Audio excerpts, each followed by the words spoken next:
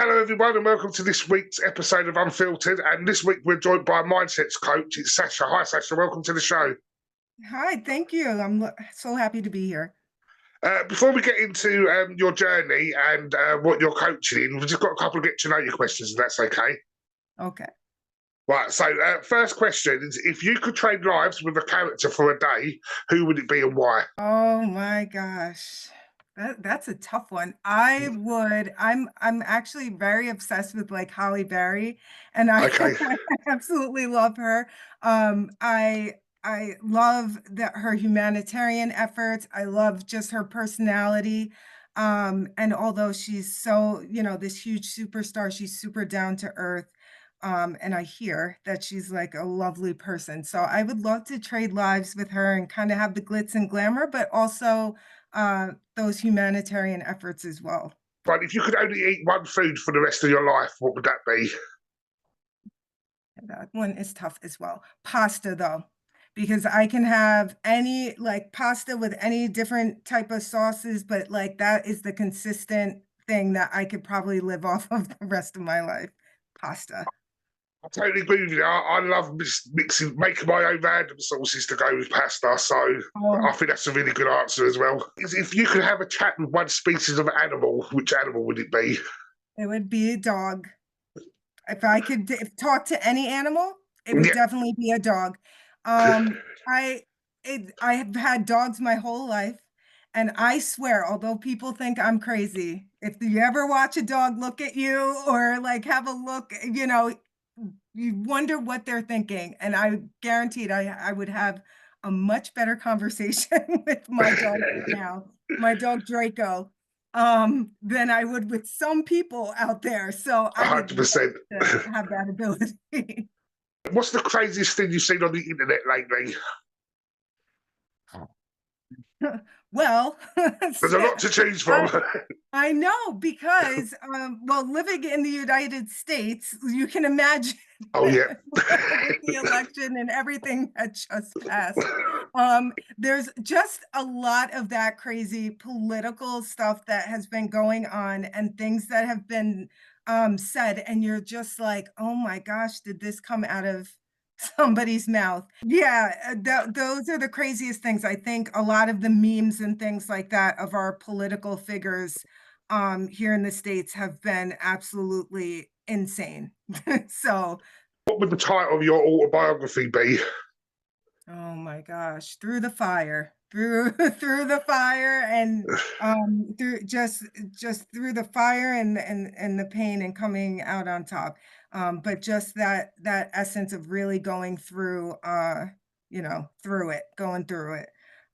That's the best way I could describe it, is or failing forward, failing forward. But that's another good one for me.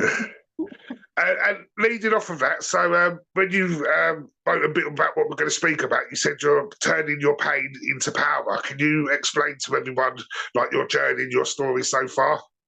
Yeah, so it's been a lot of conditioning, and I think a lot of us from childhood have had this strong conditioning of what other people wanted from us. Coming from a Caribbean household, my mom's from Trinidad, my dad's from Guyana, and there's just these set ways. And then even here, in the States, of just having these societal kind of expectations on us. I quickly went from this quirky, weird child who was like so free spirited and independent to someone who was just constantly, saying, is this okay? Should I do this? And starting to seek, all this validation and happiness from other people. And then it was as if my parents passed the baton to my husband, and even from there, and just what makes this good person, what's the perfect Sasha, and it was never anything um that I chose for myself for the longest time. And it was really it was really disappointing until I hit rock bottom of really going through, because you can only go so far Yeah. just kind of living for other people. before it's absolutely frustrating, and your soul is crying out to, like, this isn't us, this isn't, and you become very unhappy in certain relationships and with people and things like that. So um it turning really looking inward. I was always, always just trying to find what somebody else was doing, or what's the solution that somebody else was offering me, to the point where I was trying to pay for that. Being an African American woman myself, you know, I grew up in a predominantly white kind of, Yeah. area. I'm used to, and that was my beauty standard for a while, which is obviously unattainable. I can't change the way I look and my features and my skin color. So I had a lot to deal with. And then finding the beauty in that, like, I joke because a lot of the people I went to high school with, are now trying to get bigger lips and, like, all of the same things I was teased for. I'm like, "Are you serious right now?" Um, but I could laugh at that now, but finding my power was really looking inward and finding, just realizing that turning this pain and all of these things is what was going to make me stronger, and finding all of the answers within me, and how I went in and did a real deep self-study of myself, and had to really, it's still something that's very hard to kind of, I'm still working through, always Yeah. will. And was it a slow process when you realising this? Like, was something going a bit wrong? You think, oh, it'll get better tomorrow? Wished it. I really wished it. But, there was the turning point when I, started studying, thank God for it. It was, human design in the Gene Keys, and I Yeah. wanted it to be quick, but at least I kinda had that pivot moment to just kinda say, "Oh, this makes a lot of sense, and there's a reason why, I'm actually meant to be failing forward, and I'm meant Yeah. to be, you know, uh, kind of breaking free from this victim stance that I've lived with my whole life. And I wanted it. I always wanted to go fast. That was part of my design too. It's like I really want to go fast, and it never will. If I can do it, I have to come back and take several steps back. But I am now finally at a place where I'm enjoying this process of learning about myself. So much so that, like, I could look at, you and be like, oh my God, you have this podcast and this is so great, and not want to be, you, and be like, oh, maybe I should do that. Or, I do, but like maybe I should do that. Or, maybe I should do it exactly the way Lee's doing it. So I'm able to appreciate people and just kind of say, "Oh, I can be an added service to somebody," or I can, there's something else I can bring to the table. I don't have to try and be that person. So it's been a beautiful journey, just kind of really going through and learning about me. And I'm 43 years old. I'm trying to, like, and for the first at like I would say about 38 is when I really started to be like, well, I don't like that, or like I don't have to do that, and I actually, like this, and so that's been like an amazing journey. I wish it could go fast. It never will. It'll be a slow process. And what have you found surprised yourself about yourself? Uh, well, uh, so I love to go into the depths of things, and I know I always like to stay safe and things like that, but what I've learned is I also love adventure, and I love to take chances too. So although I like to stay safe, there's always the another, unconscious part of me that wants to just burst out and, meet new people, travel way more, try new things. 5 years ago, I would never be here, ever. Like, Yeah. I'd be like, "Oh my god, I'm not talking to anybody," or I'd be like a little mouse, like, just kind of, like, really shy about it. But I just want that, like, I discovered that, like, I absolutely don't wanna be, like, a victim. Yeah. And I want to be an authority, in terms of, like, really just being knowledgeable about things to help people. And where I was and staying safe and not taking chances and not, speaking and doing all of these things that I would love to do, wasn't gonna serve me. But so I just learned that, I'm here just to meet incredible people and partner with so many people, um, and that I'm just made for so much more. I have a very rewarding, separate day job, that I do, um, but I'm quickly growing out of that now, and I realized that I used that to be safe, and so this other part of me is just like, "Go bigger. Okay, now we're not gonna stay here too long. Go bigger, go bigger, go bigger." And so that's what I'm learning about myself is I just wanna meet so many different people and do so many incredible things that, I never thought I would do. So I try not to limit myself anymore. It's like, how do I do it's like, let me figure out how to do that. No, I totally agree. That's why I went on this podcast journey, just to meet inspiring people. It took me Yeah, 6 months to hit the goal on this. It was in my mind to do it. And I went through all that worry of what if no one listens? What if no one cares? What if no one wants to be a guest? And I thought, no, I've just got to go for it. Again, it's coming out of the comfort zone, like you said, not playing it yeah. safe anymore. You're gonna help so many people, and it's just like what I've learned, on this journey too is, like, not to figure out the how.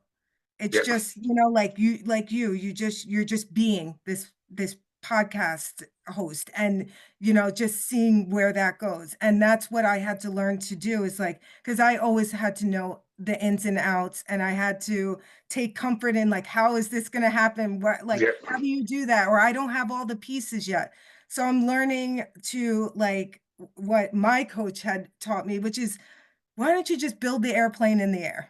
Like, try doing that, which is the scariest thing, but it's just do it, and there are people and, like, here, and it's incredible, and, like, how true that was to just do it and see what happens. So what? If something doesn't go right, and I'm learning to take that much better too, the no's, Yeah. or, if something doesn't work out. I'm learning.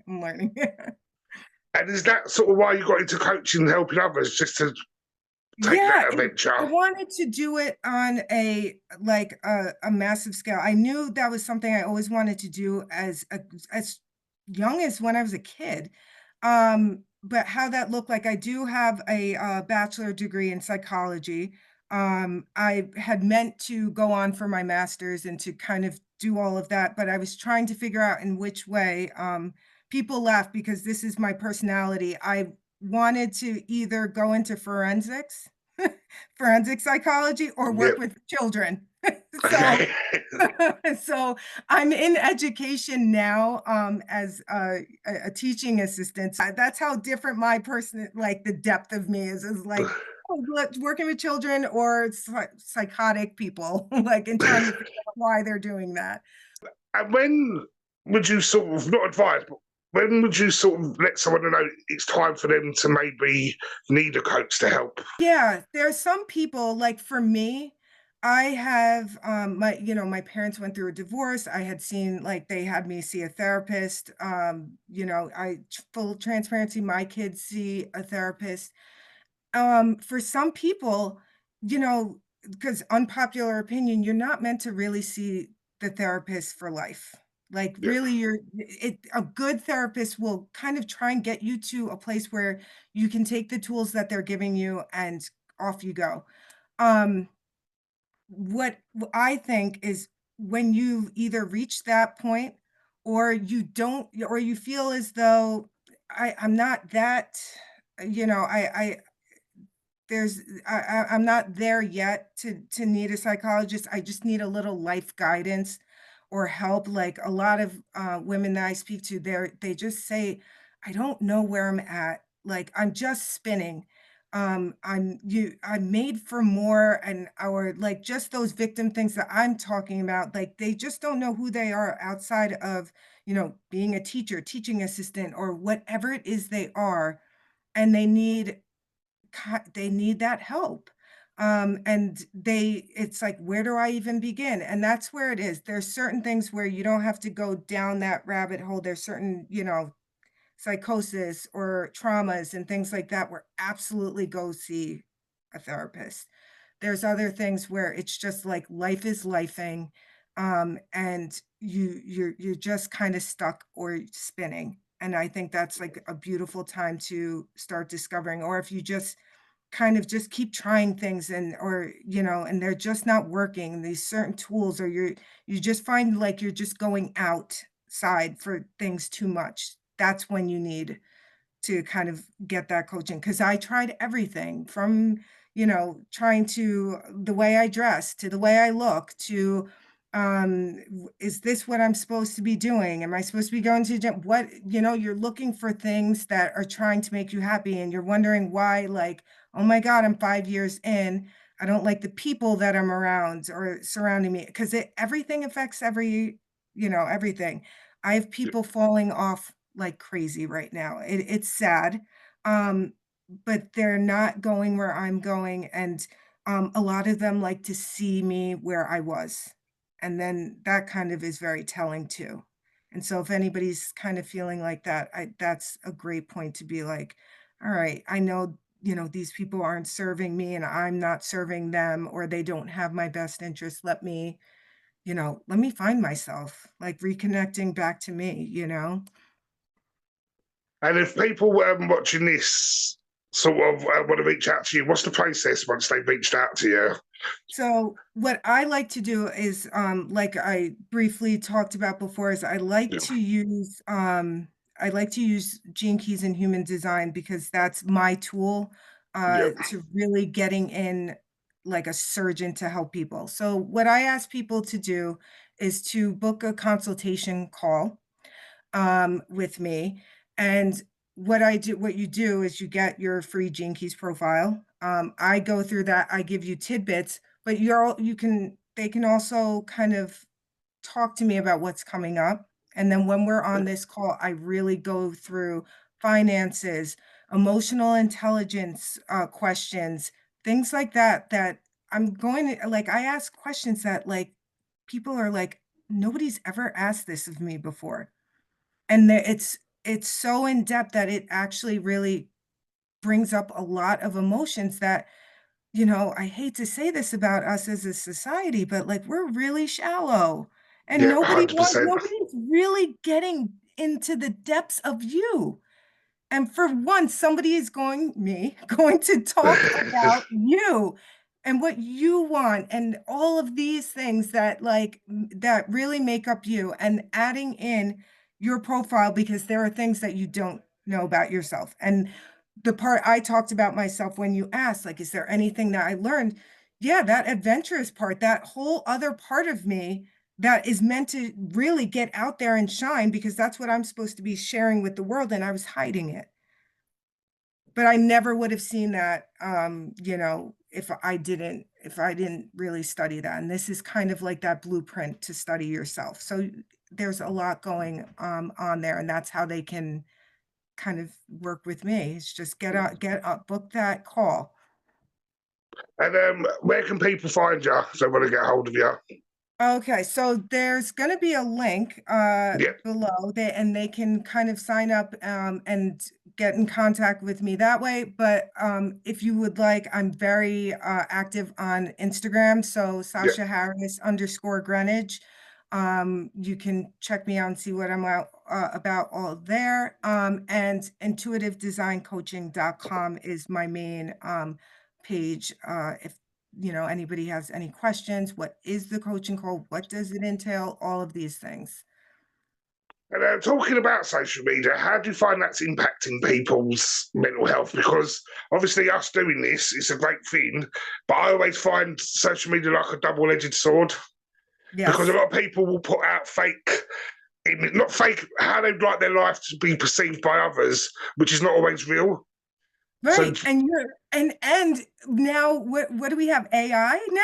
yeah, exactly. And now you're looking at people's pictures and it's like AI generated.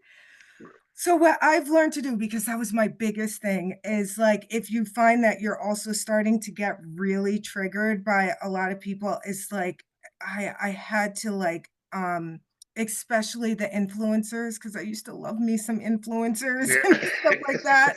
Um I would unfollow. I would start to unfollow.